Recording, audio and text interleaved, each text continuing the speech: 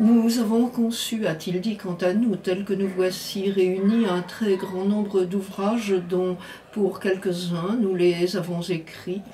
Pour la plupart des autres, ni nous ne les avons écrits, ni sans doute nous ne les écrirons jamais.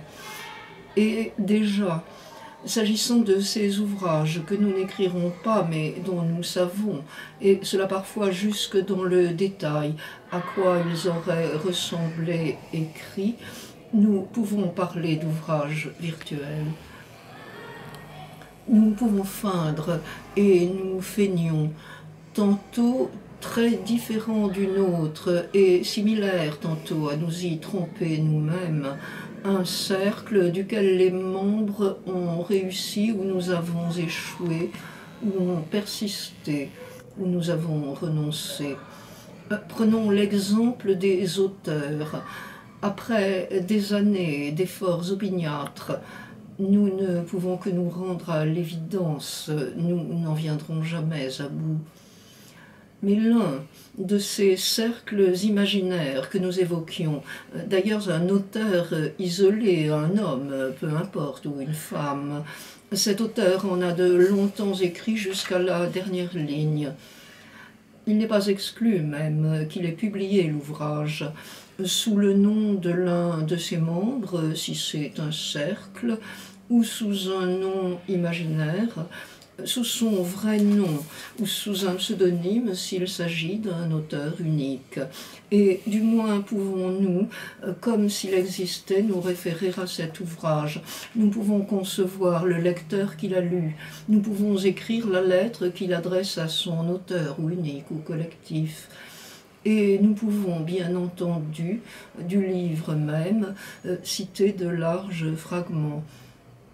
Du fragment réel se profile virtuel un livre absent, et même parfois du fragment virtuel le livre.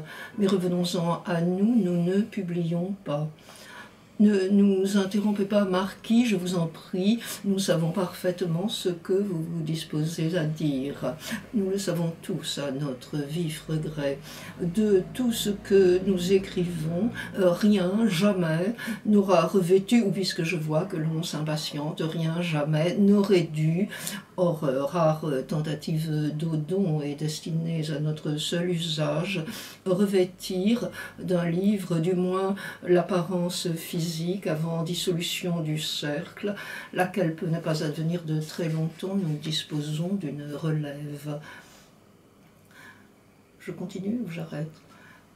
Livre, pour nous, ouvrage, désigne non pas l'objet parallélépipédique rectangle le plus souvent, auquel il est banal que renvoient ces deux mots avec quelques synonymes, mais cela seulement qui pourrait le devenir et qui, notons-le au passage, ne constitue en aucune manière la totalité de notre corpus. Il n'est personne ici qui n'en convienne, je pense. Ce n'est pas la même chose que nous écrivons selon que nous visons ou que nous ne visons pas à quelque chose comme un livre, en le sens ci-dessus, à quelque chose comme un ouvrage, à un bref, virtuel ouvrage. Un livre, un ouvrage, un bref, virtuel ouvrage, a d'abord pour nous vertu générative. Rien n'interdit de penser qu'il puisse en aller exactement de même pour un auteur qui, cependant, et contrairement à nous, n'a pas envisagé un seul instant de ne pas publier si l'occasion lui en était offerte.